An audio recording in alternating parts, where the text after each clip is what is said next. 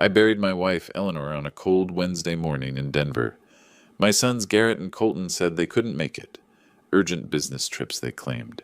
That evening, a mysterious note slipped under my door, changed everything. Your children were hiding something at the cemetery today.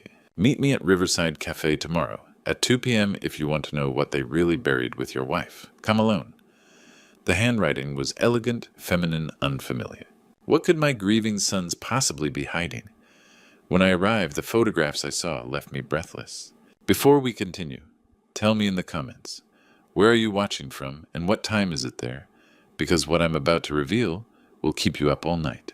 The November wind cut through my black coat as I stood beside Eleanor's grave, watching them lower my wife of 32 years into the frozen Colorado earth. Riverside Cemetery stretched around me, its bare trees reaching toward a gray Denver sky that mirrored the emptiness in my chest. Only a handful of people had come.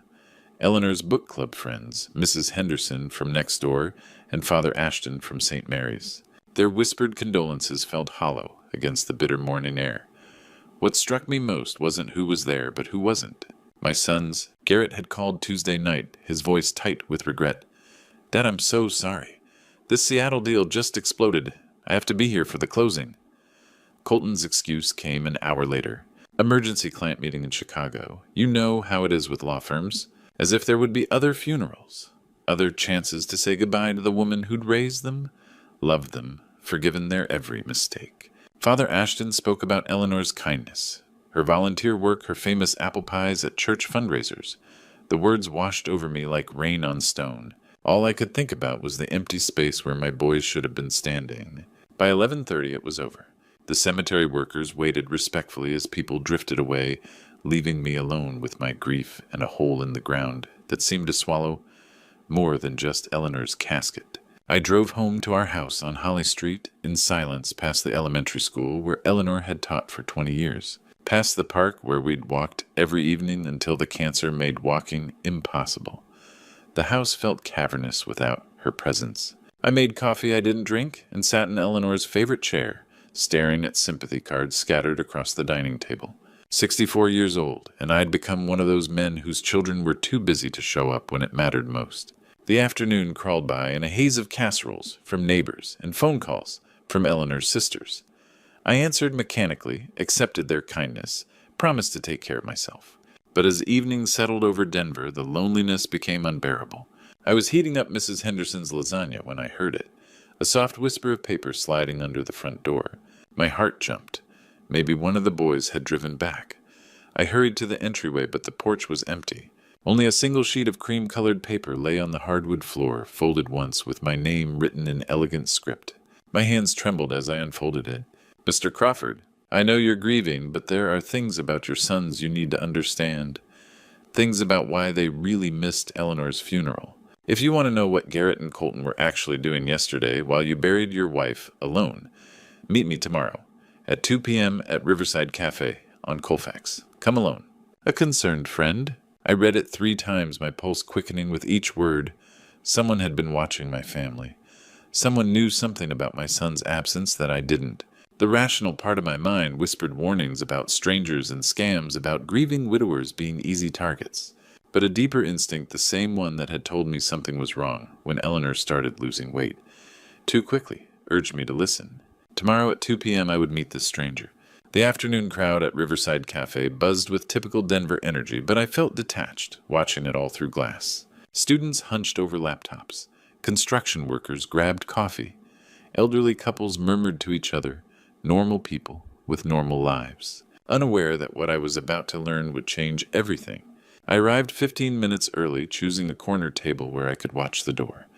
My hands wrapped around a mug of cold coffee while my mind spun. What if this meeting was some cruel trick played on a vulnerable widower? Then she walked in. At exactly 2 o'clock, the woman entered with effortless authority. 70-something silver hair and an elegant chignon, wearing a navy wool coat that signaled money and taste.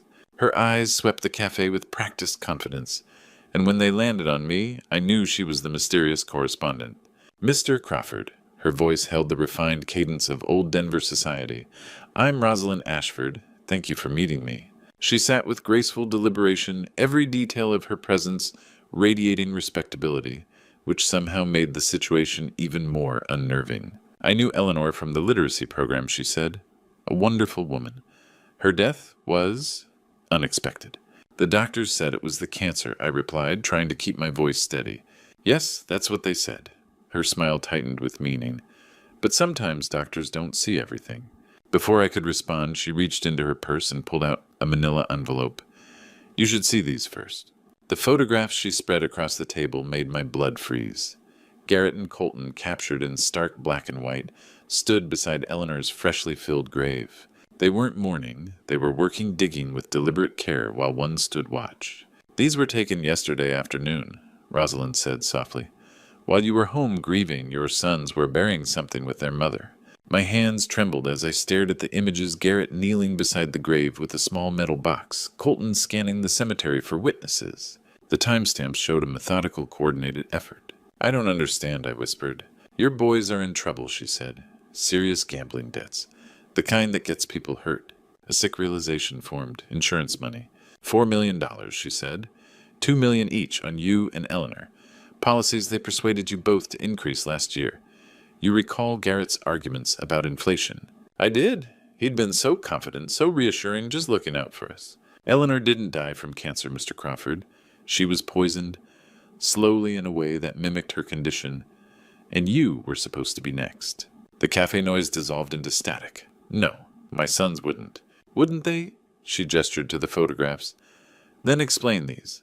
Explain why they lied about being out of town. Explain what they buried with your wife. I stared until the images blurred. My sons. The boys Eleanor and I had loved and raised. That box contains evidence, Rosalind continued. Poison syringes, maybe even their plans for your death. They couldn't keep it and they couldn't destroy it. So they buried it, assuming no one would disturb a fresh grave. My voice barely worked. How do you know all this? I've been watching your family for months, she said. I have my reasons. What matters now is stopping your sons before they finish what they started. She gathered the photos, her gaze piercing. We need to find that box tonight. The drive back to Holly Street passed in a blur of disbelief and mounting dread. Every traffic light, every familiar landmark seemed foreign now, as if Rosalind's revelations had shifted the very foundation of my world. Those photographs burned in my memory. Garrett's focused expression as he knelt beside Eleanor's grave. Colton's nervous glances around the empty cemetery. Back home, I sat in my living room staring at the business card Rosalind had pressed into my hand. Her elegant script had written a phone number on the back, along with 4 words that made my stomach churn. Call me by 8. Could I really believe that my boys had poisoned their mother? That they were planning to kill me next? The rational part of my mind screamed that it was impossible, but the photographs didn't lie. And neither did the cold certainty in Rosalind's voice. I needed proof. Real, undeniable evidence that would either confirm this nightmare or put it to rest forever. Which meant I needed Eugene Morris. Eugene had managed Riverside Cemetery for 37 years before retiring last spring. More importantly, he'd been Eleanor's student back when she taught 3rd grade. He'd visited her in the hospital during those final weeks, bringing flowers and stories about his grandchildren. If anyone would help me disturb Eleanor's grave, it would be Eugene. My hands trembled as I dialed his number. Brennan. His gravelly voice carried genuine warmth. How are you holding up, son? Eugene, I need to ask you something and you're going to think I've lost my mind. A pause. Try me. I need to get into the cemetery tonight. Into Eleanor's section. There's something buried near her grave that I have to find. The silence stretched so long, I thought he'd hung up. Finally, this about your boys not showing up yesterday. You noticed? Hard not to. 37 years I've seen every kind of grief there is. But I've also seen guilt. He trailed off. What kind of something are we talking about? I took a deep breath and told him everything. Rosalind's accusations, the photographs, the insurance policies, the possibility that Eleanor had been murdered. Eugene listened without interruption. Jesus, Mary, and Joseph, he whispered when I finished. You really think they killed her? I don't know what to think anymore, but I have to find out. Another long pause. Then, what do you need? Relief flooded through me. Keys to the maintenance gate, a couple of shovels, and your word that this stays between us until we know the truth? You got it. Meet me at the north gate at midnight. I'll bring the tools. And Brennan. Bring that woman who showed you the pictures. If she's been watching your family like she claims, she might know exactly where to look. I called Rosalind immediately. She answered on the first ring as if she'd been waiting. Mr. Crawford, have you made your decision? Midnight, north gate of Riverside Cemetery. Can you be there? I'll be there. Her voice carried a note of satisfaction that should have warned me, but I was too focused on the task ahead to pay attention. After hanging up, I sat in Eleanor's chair and tried to prepare myself for what we might find. The woman I'd loved for 32 years reduced to evidence in a criminal investigation.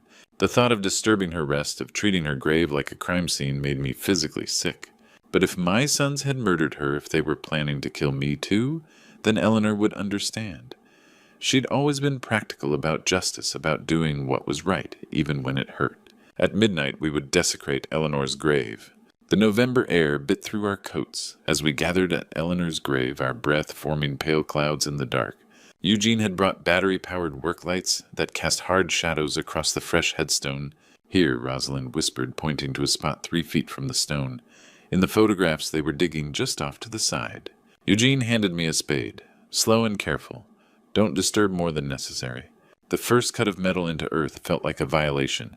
Each scoop of dirt echoed through the silent cemetery. Rosalind kept watch, scanning for security patrols. There, Eugene said, after we'd dug about 2 feet down. His spade struck metal with a dull clang.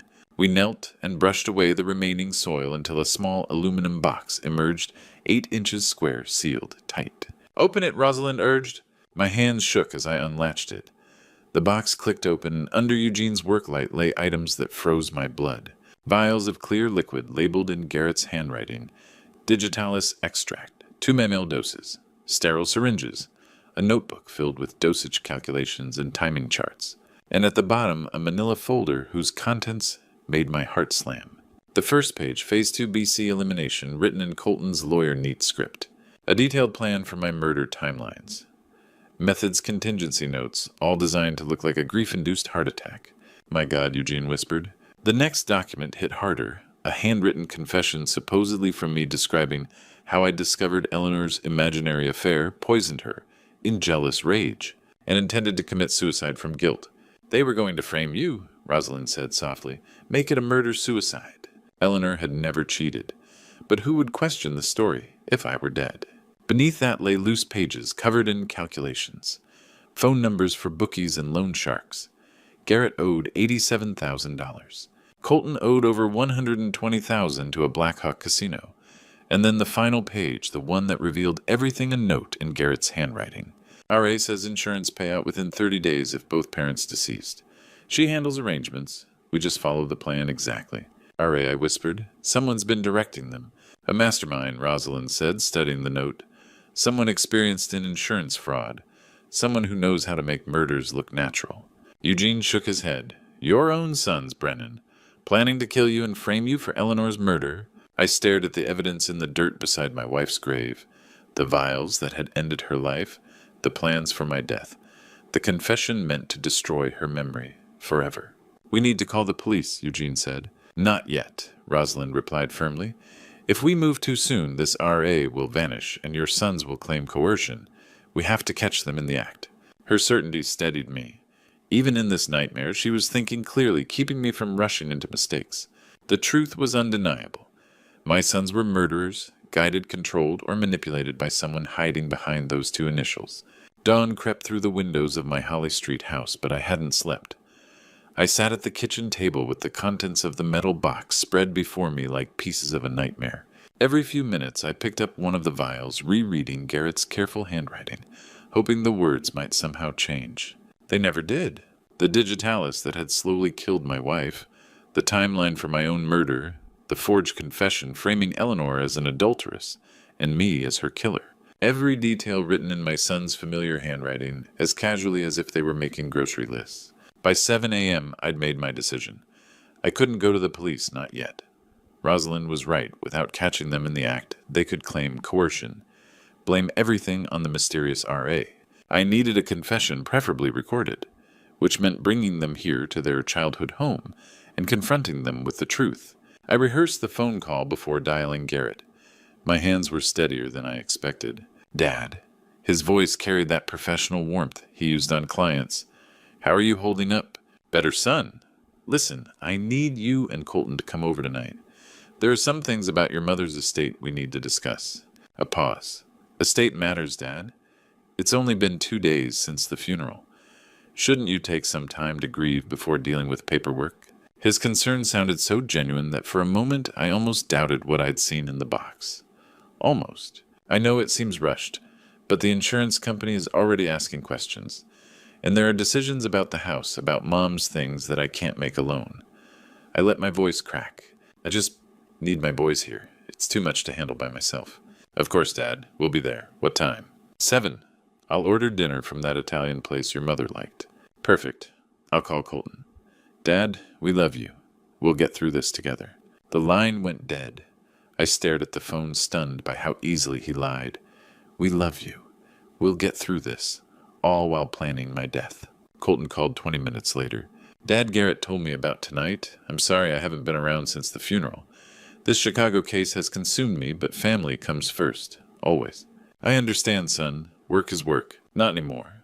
From now on, you're my priority. We'll take care of you. Mom would have wanted that. Mom would have wanted you not to murder her, I thought. 7 o'clock sharp, I said. We have a lot to discuss. After hanging up, I began preparing. I hid recording devices around the living room, my phone, an old cassette recorder Eleanor once used, even the voice memo app on my tablet.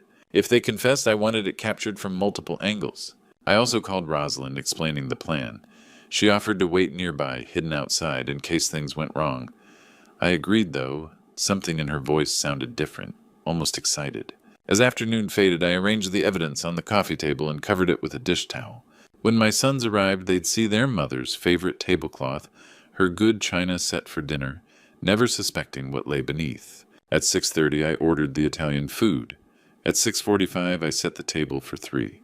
At 6:55, I sat down and waited. They would arrive at 7 unsuspecting. The doorbell rang at exactly 7 o'clock, followed by the familiar sound of Garrett's key in the lock. Dad, we're here. His voice carried that cheerful tone I'd heard 1,000 times growing up. They entered together, Garrett in his expensive Seattle business suit, Colton still wearing his lawyer's navy blazer. Both carried white lilies, Eleanor's favorites. The sight of them looking so much like the loving sons I'd raised nearly broke my resolve. How are you holding up, Dad? Colton asked, embracing me with genuine warmth. You look tired. I haven't been sleeping well, I admitted. We sat down to the Italian takeout, and for 20 minutes it felt almost normal. They asked about my appetite, my medication, household repairs. Caring sons checking on their grieving father. Finally, I couldn't stand it anymore. I have to ask you boys something, and I need honest answers. They exchanged a quick glance. Of course, Dad, Garrett said. What's on your mind? Why weren't you really at the funeral? Another glance longer this time. Colton cleared his throat. Dad, we explained this. I had the Chicago emergency. Garrett had his Seattle deal. I know what you told me. I stood up and walked to the coffee table, pulling away the dish towel to reveal the photographs. But these tell a different story. The color drained from both their faces as they stared at the images of themselves, at Eleanor's grave digging, burying something. Dad, where did you get these? Garrett's voice had lost all its warmth. As someone who's been watching our family, want to explain what you were burying with your mother? This is insane, Colton said, standing abruptly. Someone's manipulating you, Dad. These could be photoshopped. Could they fake this too? I pulled out the metal box, setting it between us with a heavy thud. Because I found it, right where these photos showed you putting it. Garrett's professional mask slipped entirely. You dug up Mom's grave. I had help, and I found everything. I opened the box, revealing the vials, syringes, notebooks. The digitalis you used to poison your mother. The timeline for killing me next. Even the fake confession to frame me for Eleanor's murder. Colton sank back into his chair, his face ashen. Dad, you don't understand. I understand that you murdered your mother. The words exploded out of me. I understand that you were planning to kill me too, for insurance money, to pay off your gambling debts. It wasn't supposed to happen like this. Garrett whispered, his hands shaking. We never wanted to hurt anyone. But you did hurt someone. You killed her. We had no choice. Colton's voice cracked, tears streaming down his face. The people we owed, they were going to kill us, Dad. Kill our families. We were desperate. So you decided to kill your parents instead. We were told it would be painless, Garrett said, sobbing now. That Mom wouldn't suffer. That you wouldn't suffer. Told by who? I demanded. Who gave you this plan?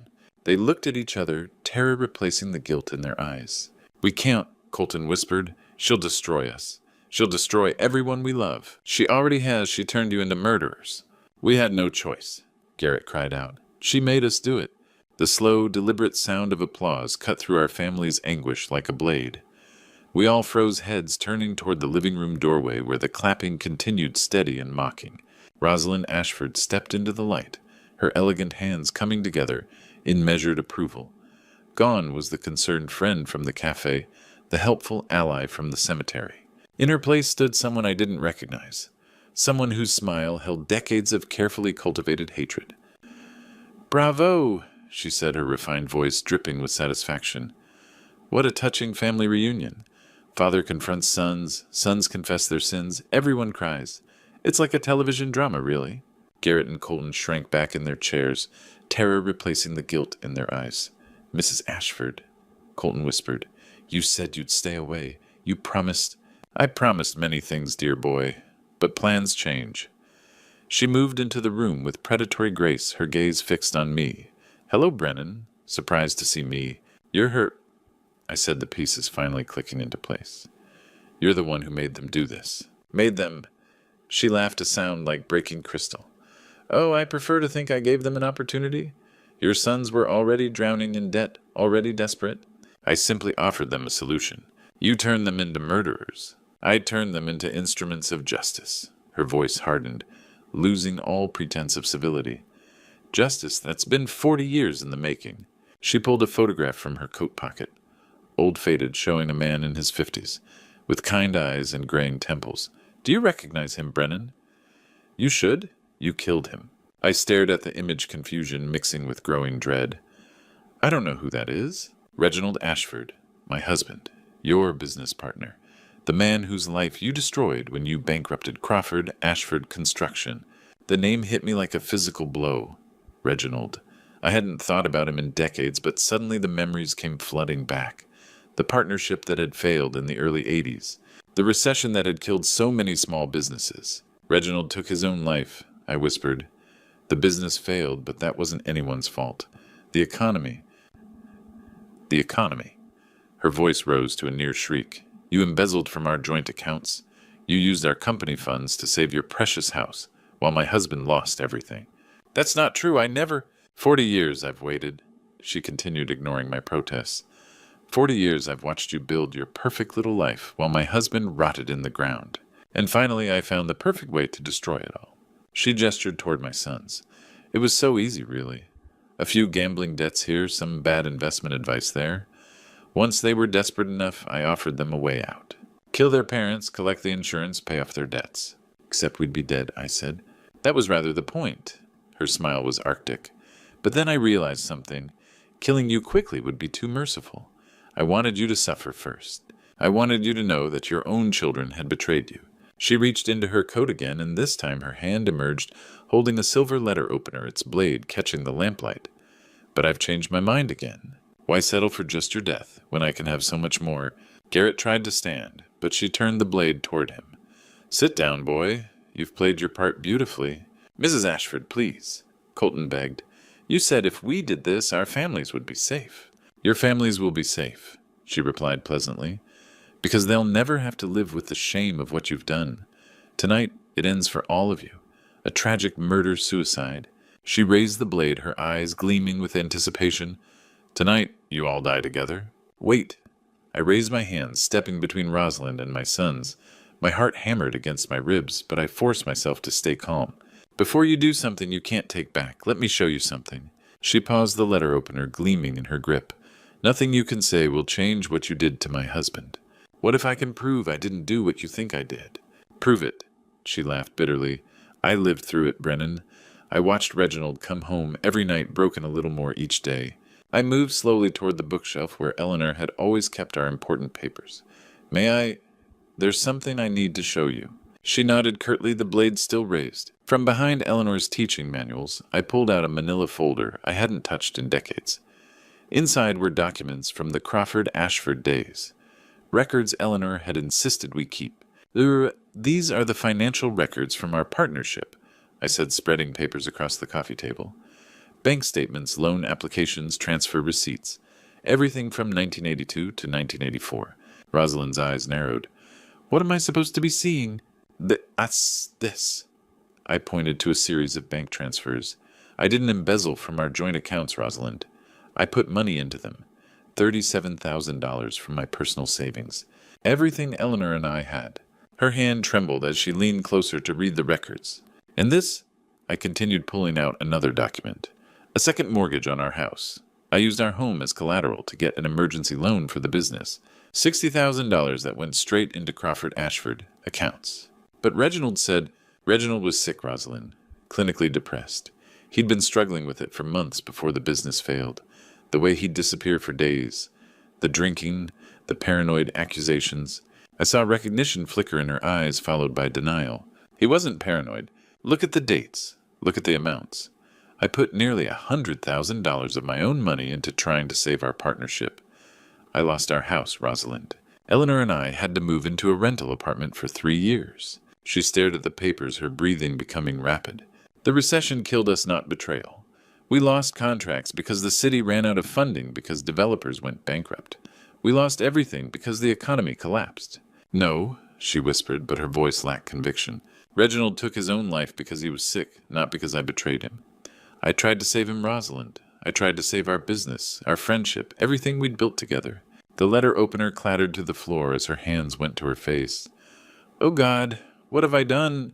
Garrett and Colton remained frozen, watching their would-be killer crumble. I've destroyed everything, Rosalind sobbed. I turned those boys into murderers. I killed Eleanor. I ruined innocent lives because I was too proud to admit that my husband was sick. She looked up at me, tears streaming down her face. 40 years of revenge, all based on a lie. The sound of heavy footsteps on the front porch broke through Rosalind's sobs. Before any of us could react, the door opened, and Detective Raymond Foster stepped inside his badge, clearly visible, followed by 2 uniformed officers. Denver Police. He announced, his eyes taking in the scene. The overturned evidence, the letter opener on the floor. Rosalind collapsed in her chair, my sons frozen in terror. Eugene Morris called us about an hour ago, said there might be trouble here tonight. Eugene. Even in my darkest hour, he'd been watching out for me. Detective Foster, I said, finding my voice. I'm Brennan Crawford. This woman is Rosalind Ashford. She's just confessed to orchestrating my wife's murder and manipulating my sons into committing it. Foster's gaze moved to the evidence scattered across my coffee table. The vials of digitalis, the handwritten murder plans, the forged confession. And these gentlemen, my sons Garrett and Colton, they poisoned their mother under Mrs. Ashford's coercion. We didn't want to do it, Colton said, his voice barely audible. She threatened our families, said people would die if we didn't follow her plan. Foster nodded to his officers, who moved to handcuff both my sons. Garrett Crawford. Colton Crawford, you're under arrest for conspiracy to commit murder and the death of Eleanor Crawford. As they read my boys their rights, Foster turned to Rosalind, who had stopped crying and sat staring at the financial documents that had revealed her 40-year mistake. Rosalind Ashford, you're under arrest for murder in the first-degree conspiracy and extortion. I did it all, she said quietly, offering no resistance as the handcuffs clicked around her wrists. The boys were just tools. I manipulated them, threatened them, turned them into killers. If you're looking for justice, detective, it starts and ends with me. As they led her toward the door, she looked back at me one final time. I'm sorry, Brennan. I'm sorry for everything. Your wife was innocent. Your sons were innocent. You were innocent. And I destroyed it all because I couldn't accept that sometimes good people just break. The house fell silent after they left, leaving me alone with the wreckage of my family. I sat in Eleanor's favorite chair, surrounded by the evidence of how hatred could poison everything it touched, and tried to make sense of what remained. My sons would face trial, but Foster had assured me that their cooperation and the evidence of coercion would likely result in reduced sentences. They would pay for their crimes, but they might also have a chance to rebuild their lives afterward. Rosalind would spend whatever years she had left in prison, finally facing the consequences of letting grief and anger consume 4 decades of her life. And me, I was 64 years old, a widower, whose family had been shattered by secrets and lies. I could choose to let bitterness define my remaining years, to become another Rosalind Ashford nursing grievances until they poisoned everything around me. Or I could choose something else. Eleanor used to say that forgiveness wasn't about excusing the inexcusable. It was about refusing to let other people's choices destroy your own peace. She'd been right about so many things, and she was right about this too. My sons had made terrible choices, but they were still my sons. Rosalind had caused unimaginable pain, but she was also a woman who'd spent 40 years torturing herself with a lie. None of us are beyond redemption if we're willing to face the truth and do the work of healing. The path forward wouldn't be easy, but it would be honest. And after everything we'd been through, honesty felt like the most precious gift I could give to Eleanor's memory. Looking back at everything that happened, I realized this isn't just another one of those grandpa stories you hear at family gatherings. This is a true story about how quickly love can turn to betrayal when desperation takes hold. If there's anything I've learned from losing Eleanor and nearly losing my sons, it's this: don't let pride blind you to the truth. Don't assume you know someone's heart just because you've known them for years. And most importantly, don't let anger consume decades of your life like Rosalind did. God gave us the capacity to forgive, not because others deserve it, but because we deserve peace. When I think about those grandpa stories my own father used to tell about forgiveness and second chances, I understand now why God puts these tests in our path. They teach us that mercy is stronger than revenge. This true story taught me that even in our darkest moments, God offers us a choice. We can become prisoners of our pain, or we can choose healing. Rosalind chose 40 years of hatred. My sons chose desperation over honesty, but we all have the power to choose differently. The elderly aren't just repositories of old grandpa stories. We're living proof that it's never too late to learn to grow to forgive. Don't make my family's mistakes.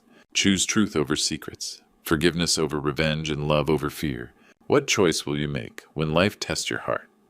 Share your thoughts. Below, hit that subscribe button if this story moved you. And remember, your story isn't over yet. There's still time to write a better ending.